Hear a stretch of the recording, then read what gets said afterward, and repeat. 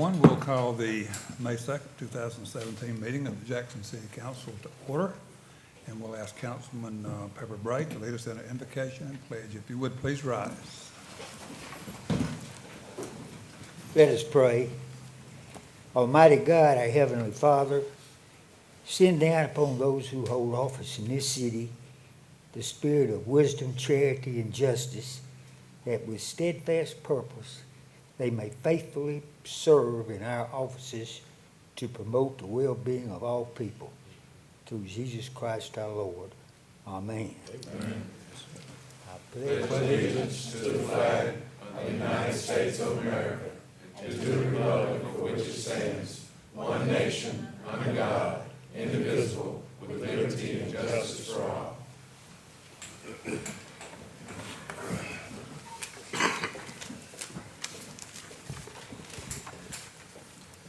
Okay, Anita, I think you can show all council members present with the exception of Councilman Cisco. Item 4 is the approval of minutes of the April 4, 2017 City Council meeting. Council members received a copy of those minutes. Since there are no additions or deletions, we'll accept those as submitted. Item 5 is the invitation for public comment, and I would encourage anyone here that wants to be heard on any item under new business, if you would let me know once we reach that item, I'll be happy to call on you and let you address council. We have one proclamation this morning, and let me ask Lisa Tillman if she would come down to the podium.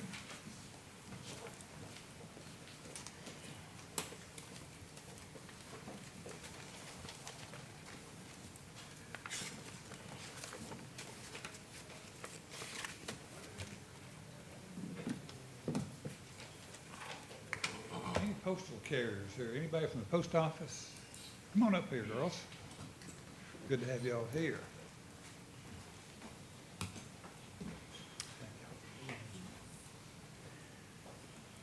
This is a proclamation honoring letter carriers Stamp Out Hunger Food Drive Day. It's a proclamation every year on the second Saturday in May. Letter carriers across the country collect non-perishable food as part of the nation's largest one-day food drive, distributing the donations to local food banks. And whereas the Letter Carriers Stamp Out Hunger Food Drive is just one example of how letter carriers work to make a difference in the lives of those they serve. Since the pilot drive was held in 1991, more than 1.5 billion pounds of food have been collected. And whereas we would like to recognize all letter carriers for their hard work and their commitment to their communities. All of the food collected in our community stays in the community, and we support letter carriers' efforts to help those in need in our community. Whereas we also recognize the noteworthy milestone of 25 years that the National Letter Carrier Food Drive celebrates in 2017. Now, therefore, we, Jerry Guest, Mayor of the City of Jackson, Tennessee, and Jimmy Harris, Mayor of Madison County, Tennessee, do hereby proclaim Saturday, May the 13th, 2017, as Letter Carrier Stamp Out Hunger Food Drive Day, and encourage all the citizens of our community to support the food drive by placing non-perishable food items in or near your mailbox on Food Drive Day. Your letter carrier will pick up while delivering the mail, and together we can all help feed our hungry. Lisa Tillman is here representing Rifle, and thank you for being here and your letter carriers. I'll let you all come up. Lisa, won't you go ahead and start? Sure.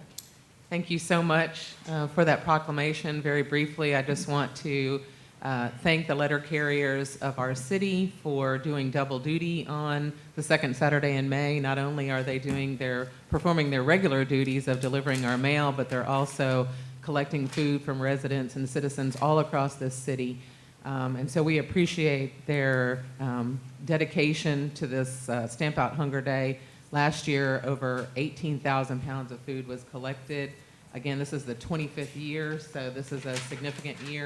And we're just so very appreciative to both the letter carriers and to the citizens of this city for participating in Stamp Out Hunger Day. Thank you. Morning, my name is Paula Ferris, supervisor of maintenance at all four facilities here in Jackson. I started the year that this started in 1991. It's a fun day for letter carriers. It's competition. South takes on North. So we take up we weigh it. Rafa's good enough to let us know who won. Then we start for next year. So it's a big deal for our letter carriers. They enjoy it. It's always the weekend of Mother's Day weekend. So it's a big deal for them. They enjoy it. We encourage you to get out and tell your neighbors about it. Just put it on your mailbox. We'll pick that up for you. Cans, bags of flour, bags of sugar, whatever you like on your table, that's what Rafa wants in their cabinet. So anything you can do for us, we would greatly appreciate it. And thank you for your time.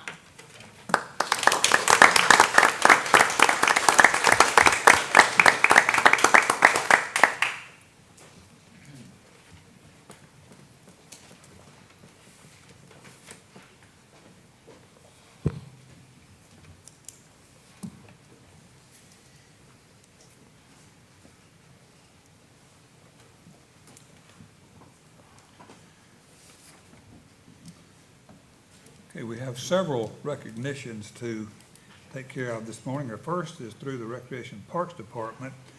Josh Sykes, and I'll ask Executive Director Tony Black to come up and make that recognition. Coach Sykes.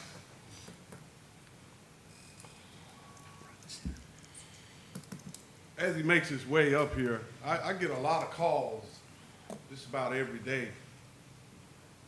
Al, somebody complaining. And they range from somebody's dog on the trail, and it's a big dog, and why they let the dogs walk on the trail, till a lady called me a couple of weeks ago about, said some kids in Liberty Garden. I said, oh no, these kids done messed up. Then I looked on the sheet, it was some elementary kids at Liberty Garden for an outing, and she said, I felt so sorry for these kids.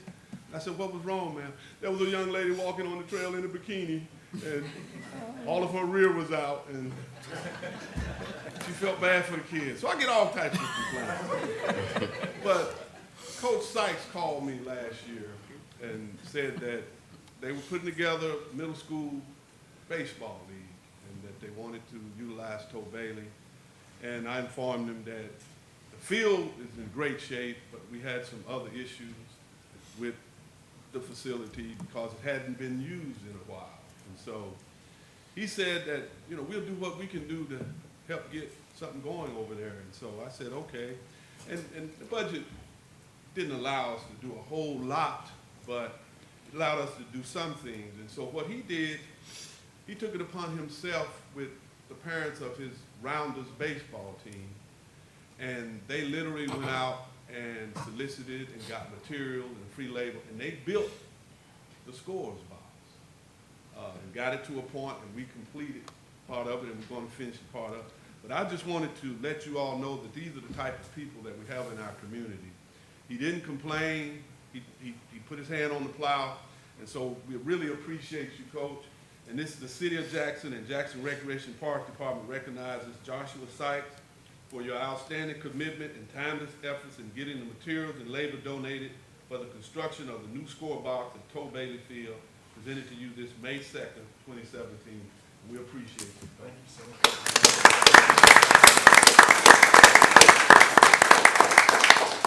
Wow, that's nice. Jenkins Lumber Company donated all the lumber for us, and Elite Contractors was nice enough to donate labor to build this facility. And we went a lot of time last year without a press box or a concession stand or anything like that, so this is a big deal for 22 boys that, they don't have anywhere else to play, so this is a big deal. You know, play about 60-something games? Oh man, we've already played 40-something ball games. We've got teams from as far away as Memphis and Middle Tennessee that come in to play us at Toe Bailey. A lot of people don't even know where Toe Bailey Park is. We got local people call and say, well, where's Toe Bailey Park? But if you get a chance to see it, it's behind Muse Park, right down from WBBJ, the TV station, and we're slowly making it one of the nicest baseball fields in Jackson. So, Josh, we thank you for your work out there, Thank you. speaking on behalf of the Thank city you and for the the council. Mayor's office too for allowing us to do this. This was not every day you get a chance and somebody says rock and roll, so we rock and roll. Thank you, Josh, very much. Thank you.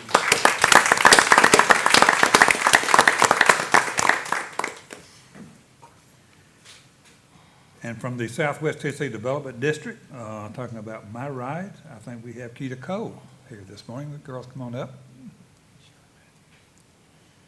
And Joe Matthews is here also. Morning. Shelley, if y'all want to, y'all can take a seat right there at the table and address the council. Good to see you all. Thanks for being here.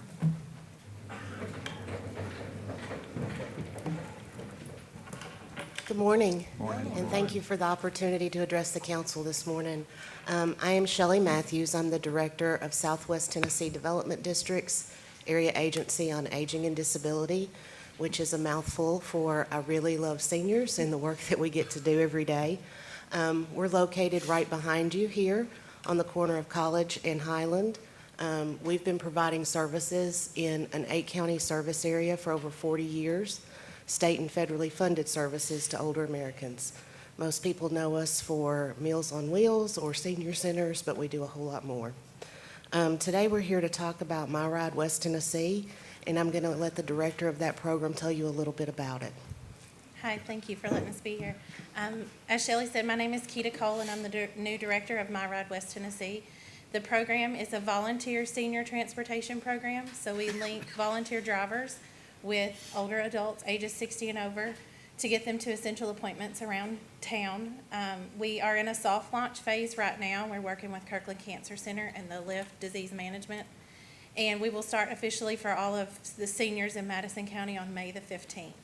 So this program is to help those seniors who are able to still walk, either with a cane or a walker, still get to their essential appointments around town and have a little more one-on-one attention.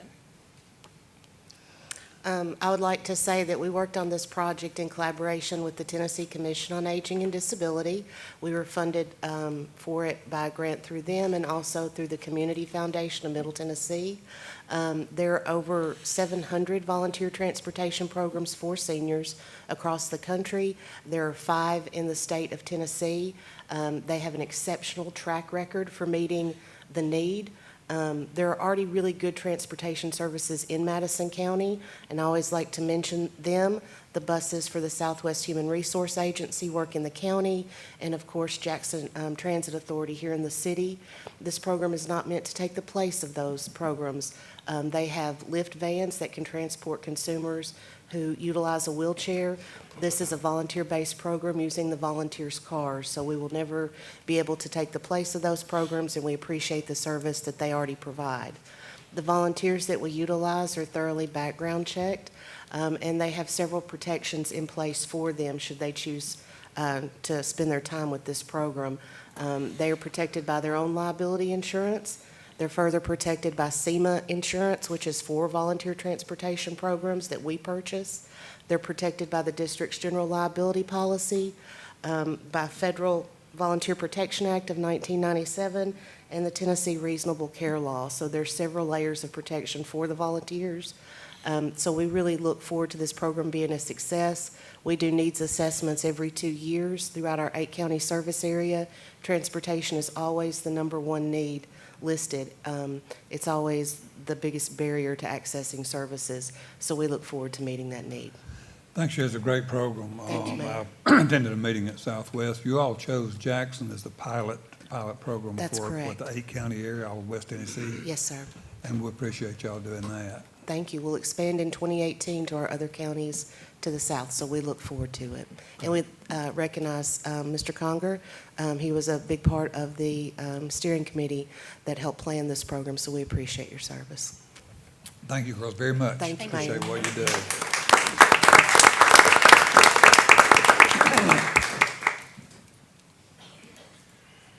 Okay, we also have Dave Bratcher here this morning representing the Star Center, one of our premier nonprofit organizations in our city.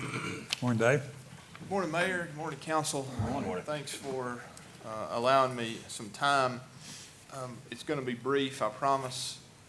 The main reason that I'm here is to say thank you for the investment that the city has made in the mission of the Star Center for many, many years. We appreciate that very much. We feel like we have an obligation to come before you as a recipient of your investment to give you an update. I've provided kind of a 30,000 feet update as it relates to just some data that could be pulled. I wanted to just share a brief story though, because often one of our service areas is music therapy. And recently we had the opportunity to work with a grandmother. We all know how important names are, and they're important to us. Some of us have been called names before. Sometimes it's Dave, other times it's something else. This grandmother was suffering with some early onset dementia, and she had a daughter who was about to give birth to her first grandchild. She could not remember the grandchild's name. And so with the help of music therapy, a song was written that included the name of the soon-to-be born grandchild, so that leveraging the music, this grandmother could greet her granddaughter and call her by name. That's one of the things that we do at STAR, one of the many. In 1988, it started with the need for 2 children named George and Angela. Now we're serving upwards of 1,800 individuals each year. And it's because of this city council, it's because of the citizens of our city that support it. We're here to serve. If we're screwing something up, council members, I want you to call me and tell me, because I promise we're not doing it on purpose. And if you don't think you're getting a return on your investment, I need you to tell me that too. We appreciate you and thank you for your service. Dave, thank you very much. We appreciate the Star Center and everything you do for citizens in our city.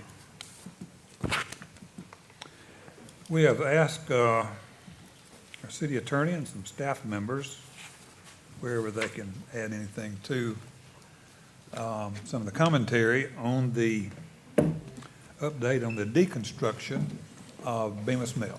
It's been an ongoing saga for a while, so we think we're all due an update on where we are and maybe what our plans are for the future. So, Attorney Combe, I'll leave it to you.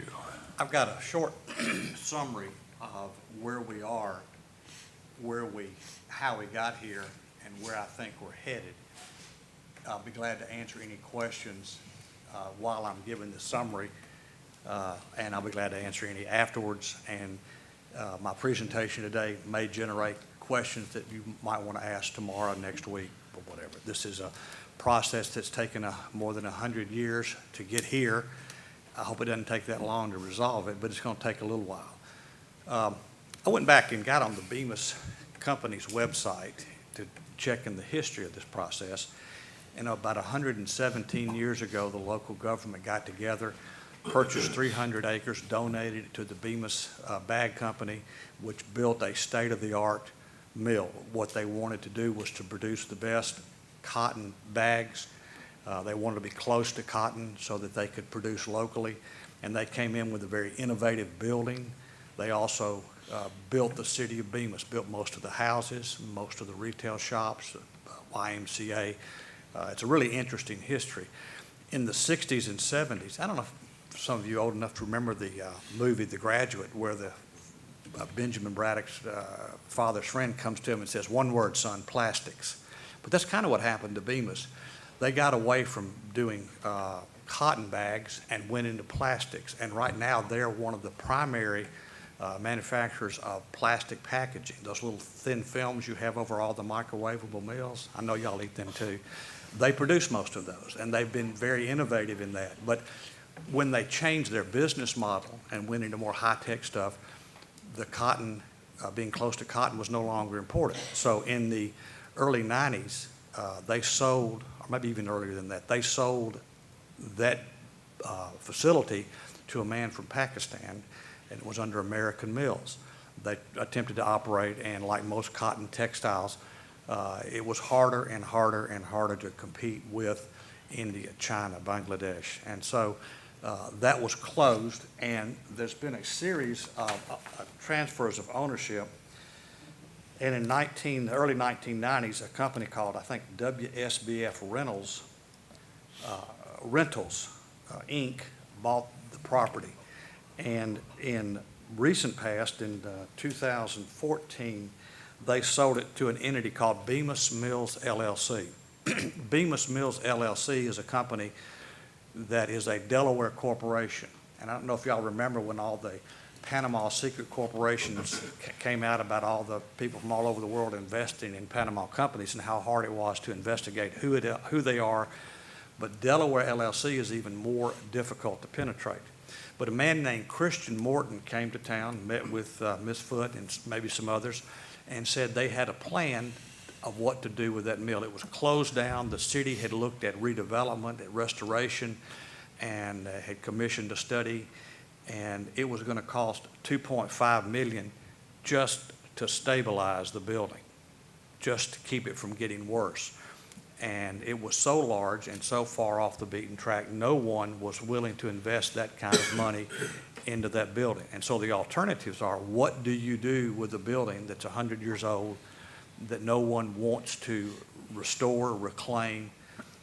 We couldn't find anybody from across the country that was willing to come in and be a white knight. There were no Rockefellers or Bill Gates waiting to save it. So the company WSBF sold it to Bemis Mill LLC, and as this process went forward, we dug into it and got some information from them. The deal was WSBF would receive a payment of $375,000, and then Christian Morton through the Bemis Mill LLC would apply for a permit to demolish, or as he called it, deconstruct it, extract value from the contents of the building, and when it's all over, he would restore it and return it to WSBF and get paid $25,000. So the deal between those two private businesses, the demolition had to be approved by the city, but the city had no other involvement, ownership, or control. When we realized what was getting ready to happen, Stan Pilot at Planning extended the historic overlay to include that building, and that gave us a little more control, a little more input. And the mayor met with Christian Morton and others and said, we want to have more than just a hole in the ground. We want to have something historic to remember by. And so the city negotiated to get some of the timbers, to get some of the bricks, and some of the land. And then the city retained architects to draw up a concept of a park, and the city committed to fund the construction of the park. That was the city's commitment. But at that point, and up until today, the city has never owned and never had control of the land other than as a regulatory agency. So what we find now is the people to the two private individuals to the deal have been unwilling to finish the job. And I think anybody can drive by there in 30 seconds, see the job is unfinished, and as much as we've been promised and as we've tried to encourage, it remains unfinished, and dealing with enforcement has been difficult. So that's where we are. Let me tell you what the city is doing, what the mayor has authorized me to do. We have filed a lawsuit in environmental court, and it's quite lengthy, and anybody who wants a copy of a 30-page complaint, I'll be glad to send it to you. The short version is we are calling on Bemis Mill LLC and the people who are the owners of that LLC to clean up their mess. The Christian Morton, we've been trying to serve him with process in North Carolina, in Georgia, and Alabama. We've gotten close, but we're not sure that we've actually gotten him. We've also served the Bemis Mill LLC. We've also been in contact in negotiations with the company WSBF Rentals, Inc. to find out what their relationship is.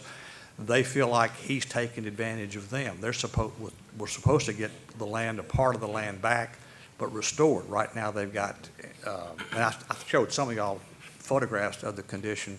I have some if you need them. But so we have a big mess, $200,000 or $300,000 to clean up that no one wants to take responsibility for. We're trying to force them to take responsibility. So we have an environmental court case where we think we would be successful in getting a judge to order it done. But if y'all have much experience in criminal court, I know Mr. Brooks does, ordering a criminal to take action and getting action are sometimes far apart. The second thing we're doing, or in the process of doing, is suing the Bemis Mill LLC for the monetary cost of going in and fixing the property. We're also asking the environmental court to give us authorization to go in and condemn the property as being an emergent health hazard to the area.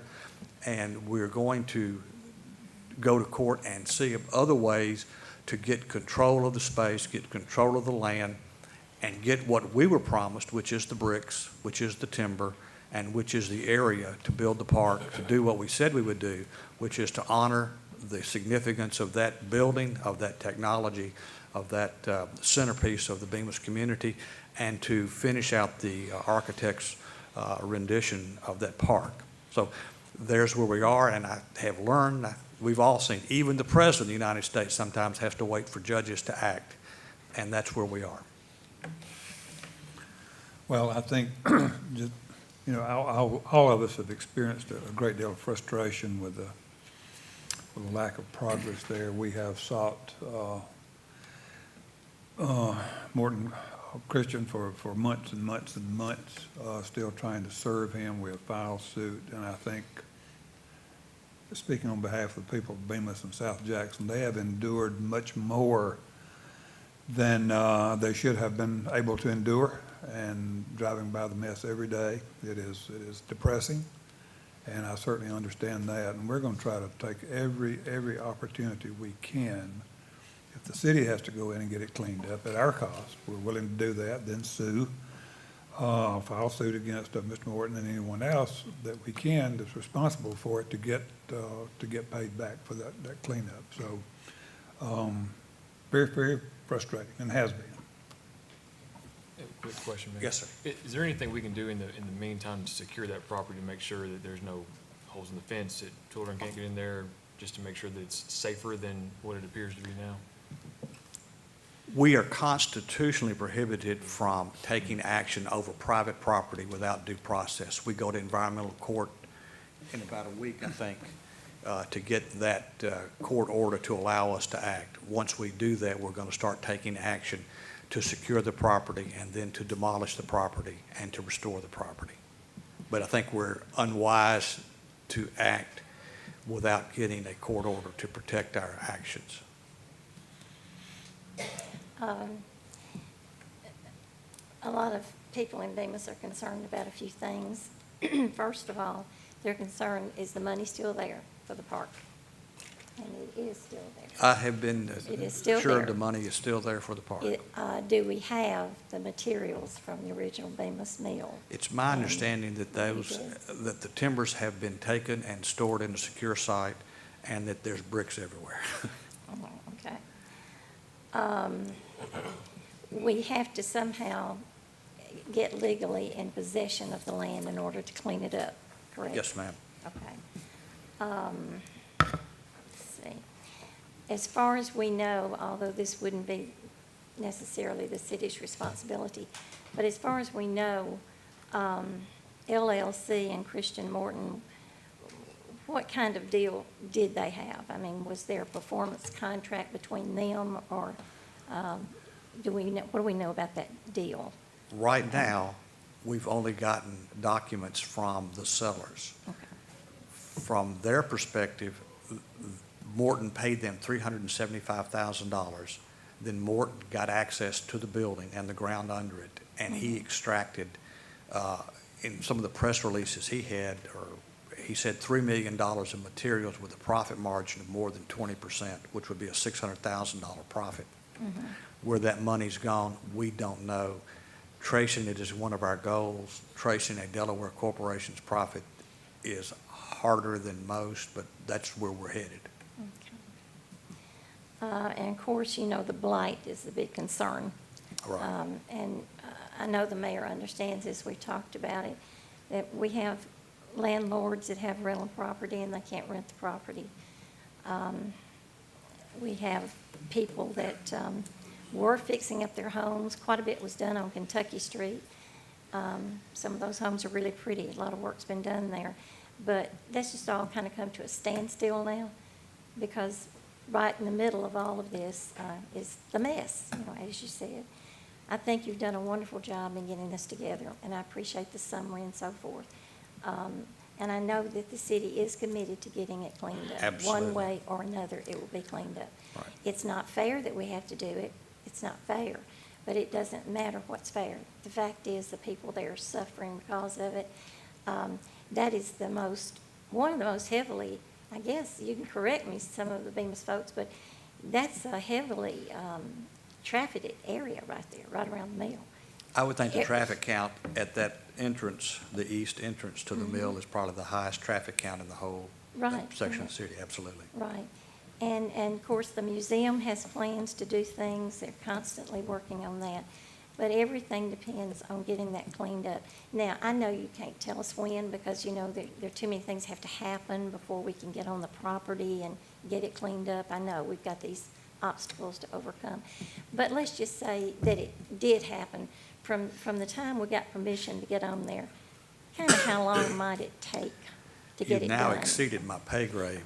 Well, Because you're talking about actually the deconstruction. of the rest of it. Right. I know what a front-end loader looks like, but how long it takes to load all those bricks, I don't know. I do know there's Well- several issues. One, there's a hole in the ground that's got to be filled, and it's got to be filled and where it compacts. I know there's been several strategies discussed on how to do that, to bring fill in or to convert the bricks into a fill material. I think if we got somebody out there that got serious about it, we're talking a matter of a few months, not Okay. years. Not years, Right, a few but- months, okay.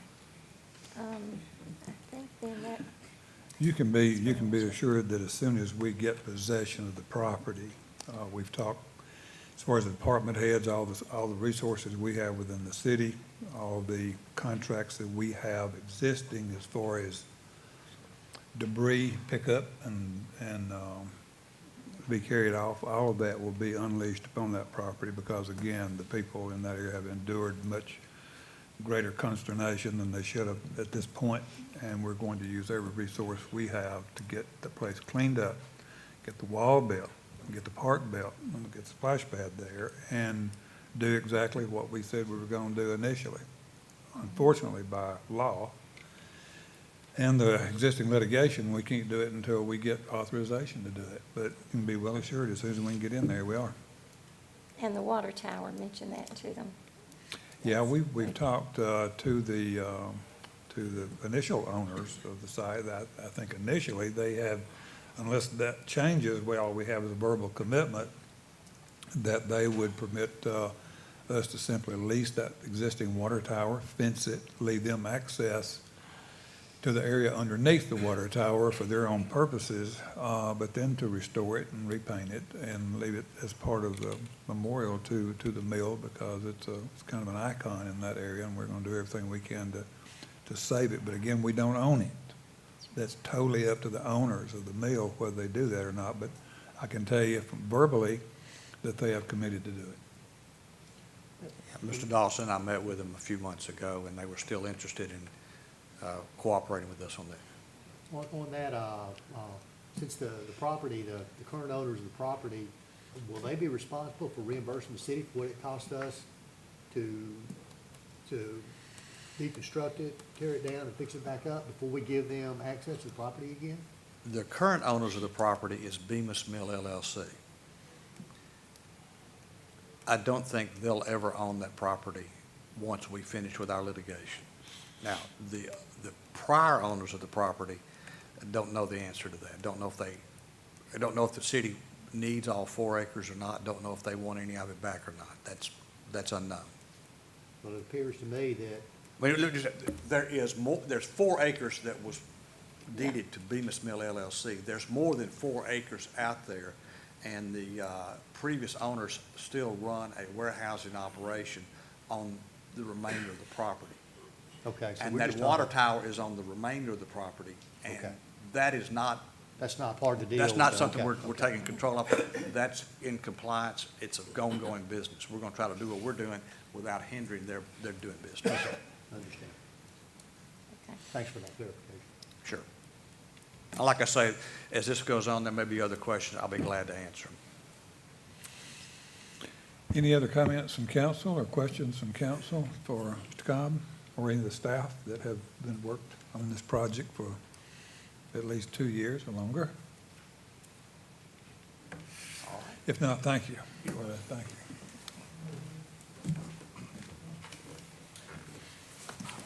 Okay, item 7 is first readings. Consideration of ordinance to close and abandon a portion of Short Street running between O'Connor Street and Magnolia Street. Stan? Good morning, Mayor and Council. Morning. This item was presented to the Planning Commission at their last meeting, and they are recommending it to you. This portion of Short Street, we received a request by the Tennessee Department of Transportation and CSX Railroad to consider the closing of this section. There was only a few property owners that were served by it, and there was a railway there that you see in the picture that's in this area here. You can see this area right here, this railroad that comes through here. That railroad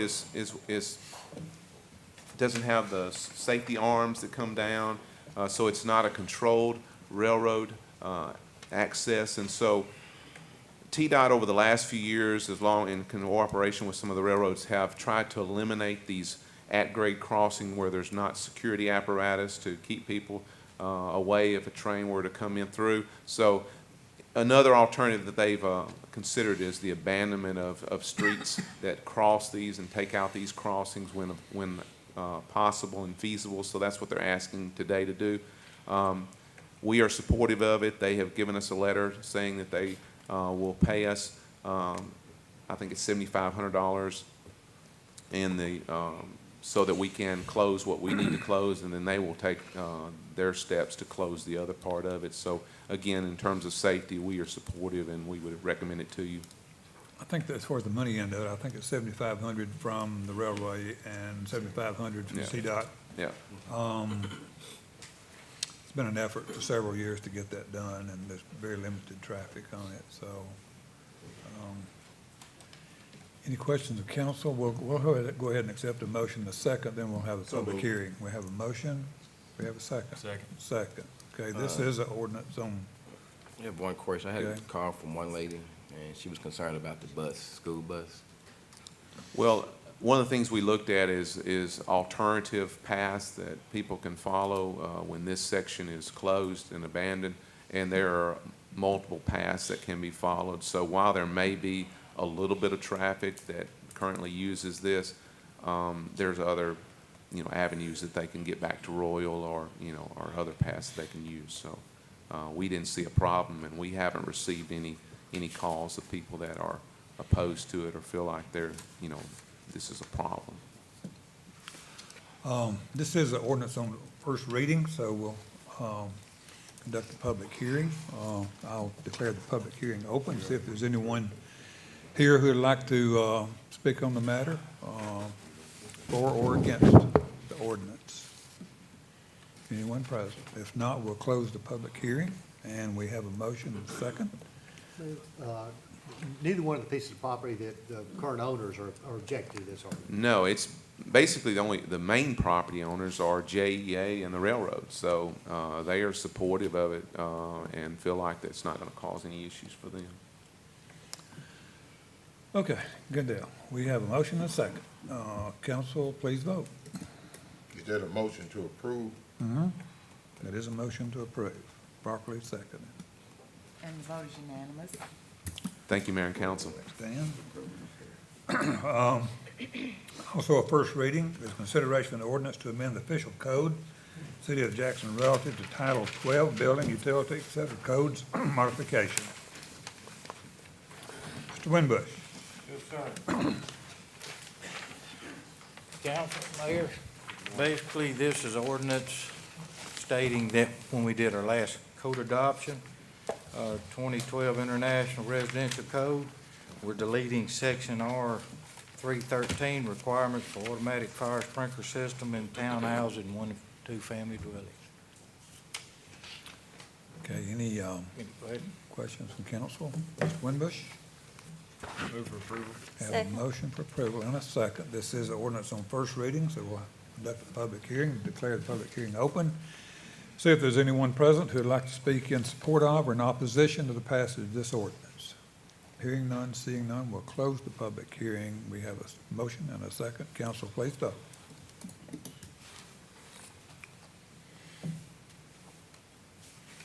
Thank you. And the motion passes with 7 members in favor, one abstaining. Thank you, Dave. Thank you, Tom. Under second reading, item 8 is consideration of an ordinance to amend the Texas City zoning ordinance, Article 6, regulations applying to specific, to several, or to all districts, Section 2, fences, walls, and hedges. Council has approved this ordinance on first reading. Move for approval. Motion, is there a second? Second. Have a second. Discussion from council. Council, please vote. And the vote is unanimous. Item 9, under new business, we have board appointments being reappointed to the West Tennessee Healthcare Board of Directors, recommending the reappointment of Curtis Mansfield. Move for second. Motion made, seconded. Discussion. Council, please vote. And the vote is unanimous. Have appointments to Jackson Energy Authority Board of Directors, the reappointment of Monty Jones, and appointment of Logan Hampton to fill the unexpired term of Ken Marston Sr. So moved. Second. A motion, a second. Discussion. Council, please vote. And the vote is unanimous. Under the Jackson Transit Authority, reappointment of Estelle Davis. So moved. Second. Motion and second. Discussion. Council, please vote. Councilman Bray, are you voting? The vote is unanimous. Thank you. Under Code Advisory and Appeals Board, the reappointment of Monty Cooper. So moved. Second. Motion, second. Discussion. Council, please vote. And the vote is unanimous. Under Keep Jackson Beautiful Committee, the reappointment of Keith Wilson, reappointment of Mabel Teamer, and the appointment of Richard Donnell. So moved. Second. Motion made and second. Discussion. Council. Council, please vote. And the vote is unanimous. Under Jackson Community Redevelopment Agency, the reappointment of Monty Jones. So moved. Second. Motion made and seconded. Discussion. Council, please vote. And the vote is unanimous. Under the Health, Education, and Housing Facilities, the reappointment of Jack Naylor and the reappointment of Howard Bynes. So moved. Motion and seconded. Discussion. Council, please vote. And the vote is unanimous. Under the Board of Equalization, the reappointment of Virginia Williamson and the reappointment of Betty Hurd. So moved. Second. Motion made and seconded. Discussion. Council, please vote. And the vote is unanimous. Okay, item 2 under new business is one of our favorite items, and that's consideration of approval of general fund and solid waste fund write-offs. Good morning. Val. It's that time of year for the annual write-offs. This year, we bring to you write-offs for the police department for parking tickets, 2016, $148. 2004 property tax is required by the 10-year statute of limitations, and the total amount of that is $282,456.75. Unreconciled and returned checks, $814.24 for return checks. Unreconciled for payroll, $1,537.69. Unreconciled for accounts payable, $7,429.36. Delinquent garbage write-offs this year totals $10,407.69. And delinquent court fines for the fiscal year 2015 in the amount of $816,013.48. And undelivered checks for city court restitution, $1,509.50. Ms. Bell, you're better than Santa Claus. Any questions of council as far as those write-offs? Well, just a comment, we do continue to try to collect We them, do, though. yes. This is just to get it in order for our books for the audit purposes. Move for approval. We have a Second. motion for approval, properly second. Discussion from council. Mayor, I just had a quick question. The Sure. total property tax write-off is $282,000. $282,456.75. That's for the year? That is for the year The year. 2004. That's personal and property, personal property as well as. I think you were there. $167,000 of that is actually demo liens, which are assigned a property tax number. So if you take the demo liens out, of which the biggest one was $500,000,